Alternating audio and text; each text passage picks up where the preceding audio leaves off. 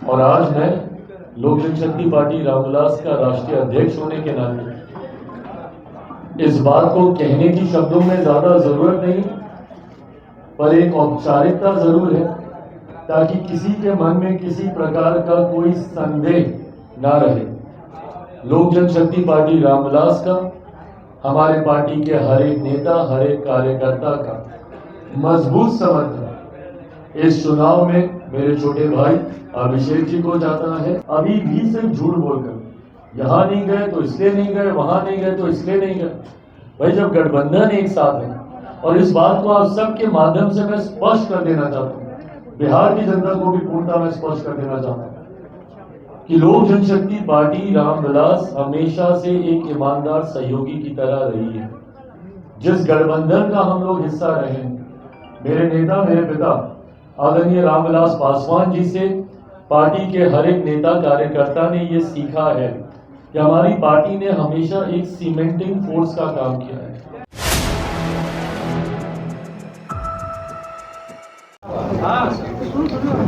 साथियों, आज की ये प्रेस वार्ता मुख्यतः सिर्फ एक विषय को लेकर रखी गई है, और वो विषय आप सब जानते हैं। जिस तरीके से विधान परिषद रोड को लेकर चुनाव प्रचार चल रहा है, और उसमें एनडीए के हमारे प्रत्याशी, और मुझे खुशी है इस बात की कि एनडीए ने जनता दल यूनाइटेड, भारतीय जनता पार्टी, लोक जनशक्ति पार्टी, हिंदुस्तानी अवाम मोर्चा, राष्ट्रीय लोक मोर्चा, पांचों दल ने मिलकर एक ऐसे प्रत्याशी को चुना है जो न सिर्फ हमारे छोटे भाई हैं, बल्कि पूरी तत्परता से, पूरी ईमानदारी और पूरी लगन, पूरी मेहनत के साथ प्रदेश के विकास की सोच रखते हैं। इनकी सोच से हम में से कोई भी अज्ञान नहीं है। इनकी सोच को गठबंधन के प्रति, प्रदेश के प्रति हम लोगों ने रह रहकर समय समय पर हम लोगों ने विभिन्न डिबेट्स में अपनी पार्टी की तरफ से, गठबंधन की तरफ से इनको अपनी बातों को रखते हुए एक प्रवक्ता के तौर पर भी हम लोगों ने सुना है। और आज गठबंधन ने ये बड़ी जिम्मेदारी इनको दी है, और आज मैं लोक जनशक्ति पार्टी रामविलास का राष्ट्रीय अध्यक्ष होने के नाते इस बात को कहने की शब्दों में ज्यादा जरूरत नहीं, पर एक औपचारिकता जरूर है ताकि किसी के मन में किसी प्रकार का कोई संदेह ना रहे। लोक जनशक्ति पार्टी रामविलास का, हमारे पार्टी के हर एक नेता, हर एक कार्यकर्ता का मजबूत समर्थन इस चुनाव में मेरे छोटे भाई अभिषेक जी को जाता है। इनके लिए हमारी पार्टी का हर एक नेता, हर एक कार्यकर्ता न सिर्फ प्रचार प्रसार, बल्कि इनकी जीत को सुनिश्चित करने के लिए पूरी लगन, पूरी मेहनत के साथ पूरी पार्टी इसमें पहले से ही लगी हुई है। और इस बात का उम्मीद ही नहीं, विश्वास है कि न सिर्फ ये चुनाव जीतेंगे, बल्कि भारी मतों से ये चुनाव जीतने का काम करेंगे। जिस तरीके से आज की तारीख में एनडीए गठबंधन के प्रति जनता का विश्वास बढ़ा है, बड़े बड़े दावे, बड़े बड़ी बातें अलग अलग समय पर विपक्ष के दलों के द्वारा किए जाते रहे। हम लोगों ने लोकसभा के चुनाव से हम लोग उनके झूठे दावे और वादों को सुनते आ रहे। लोकसभा के वक्त भी बड़ी बड़ी बातें कही गई थी कि इनको दिखा देंगे, इनको बता देंगे। क्या हो गया? हमारा गठबंधन न सिर्फ मजबूती से लोकसभा के चुनाव में हम लोग का प्रदर्शन रहा, बल्कि ये जो 4 सीटों पर उपचुनाव हुए हैं, और ये महत्वपूर्ण है, इन उपचुनाव का गणित हम लोग के समझना जरूरी है। और जो इन उपचुनाव का गणित समझ गया तो वो 2025 के परिणामों को भी समझ जाएगा। ये कोई सामान्य परिस्थिति नहीं है जिनमें उपचुनाव हुए थे। और किन सीटों पर उपचुनाव हुए थे? उनमें से 3 सीटें सिटिंग थी विपक्षी दलों के पास, तथाकथित इंडी अलायंस, यूपीए, महागठबंधन, जो भी ये लोग अपने आप को बुलाते हो, 3 उनकी सिटिंग थी। ना सिर्फ हमने अपनी एक रिटेन की है, बल्कि इनकी 3 सीटों को भी एनडीए गठबंधन ने जीतने का काम किया है। और उनमें से सीटें कौन कौन सी? बेलागंज की सीट, जो कुछ लोग अपना आधिपत्य मानकर चलते थे कि उन्हीं का ही अधिकार है, क्या बोलते थे वो लोग, उसकी हमारा गढ़ है।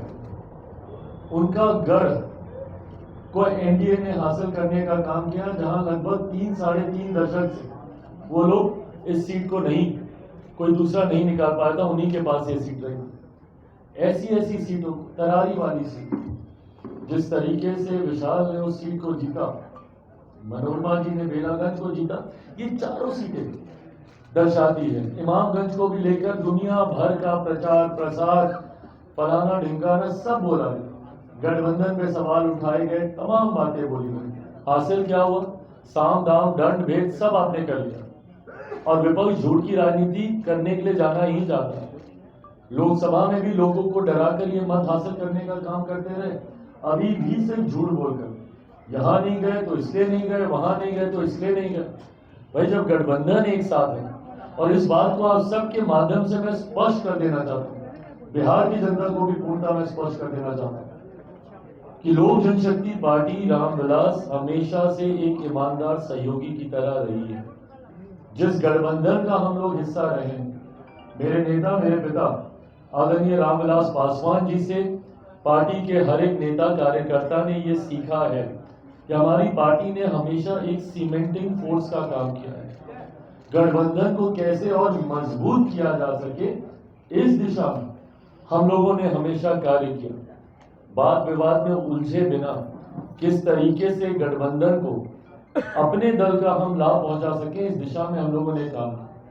तो अगर कभी भी किसी भी चुनाव में कोई भी इस तरीके का भ्रम फैलाता है, बिना किसी भ्रम में उलझे, बिना किसी की बातों में आए, मैं अपने तमाम समर्थकों से, अपने एनडीए गठबंधन के तमाम समर्थक जनता बिहारियों से यह आग्रह करूं कि बिना इनकी बातों में उलझे, और जो कि बिहार की जनता अब नहीं उलझती, परिणाम लोकसभा के चुनाव ही थे, उस वक्त भी आरक्षण संविधान को लेकर क्या क्या झूठ इन लोगों ने नहीं बोला। क्या हुआ?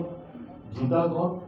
एनडीए गठबंधन। इस वक्त भी चुनाव परिणाम से एक दिन पहले तक क्या क्या बातें ये लोग कर रहे थे कि चारों की चारों सीट एक तरफा रहेगा। एक सीट ये लोग नहीं जीत पाए, और तो और 3 तो आपकी अपनी थी, कम से कम उसको तो आपको बचा लेते, वो तक ये लोग नहीं कर पाए। वो दर्शाता है कि बिहार की जनता, और बिहार की जनता ने, ओवरऑल देश की जनता ने अब पुनः ये मन बना लिया है। कुछ राज्य जरूर थे लोकसभा के चुनाव के वक्त जो इनके झूठे नैरेटिव में आए, उन राज्यों में भी आज की तारीख में प्रदर्शन देखिए हम लोग। महाराष्ट्र उसका इतना खूबसूरत उदाहरण है, किस तरीके से प्रधानमंत्री नरेंद्र मोदी जी के साथ महाराष्ट्र, हरियाणा, ये वो राज्य हैं जहां पर विपरीत परिस्थितियों में हमारे गठबंधन भारतीय जनता पार्टी ने बेहतरीन प्रदर्शन किया। तो ऐसे में देश की जनता, और खास तौर पर आज जब हम लोग बिहार में इस चुनाव का हम लोग जिक्र कर रहे हैं, बिहार की जनता ने पूरी तरीके से मन बना लिया है। ये जनता से जुड़ा हुआ विधान परिषद का जो चुनाव है, इसमें जितने भी वोटर्स हैं, मैं उन सब से अपनी तरफ से, अपनी पार्टी की तरफ से, और अपने गठबंधन के हर एक घटक दल की तरफ से यह विनम्र आग्रह करूंगा कि हमारे भाई अभिषेक झा जी को आने वाले दिनों में भारी मतों से विजयी बनाकर बिहार की विधान परिषद में भेजने का काम करें। उम्मीद ही नहीं, विश्वास दिलाता हूं, क्योंकि इनको मैं व्यक्तिगत तौर पर भी अच्छे से जानता हूं कि आने वाले दिनों में ये विधान परिषद सदस्य बनकर आपसे जुड़े हुए मुद्दों को, आपसे जुड़े हुए विषयों को मजबूती से उठाकर आपकी हर संभव मदद करने का ये काम करेंगे। ये विश्वास मेरा इन पर है, और यही विश्वास मैं आप सबको भी दिलाना चाहता हूँ। और इसके अलावा आपके कोई और सवाल?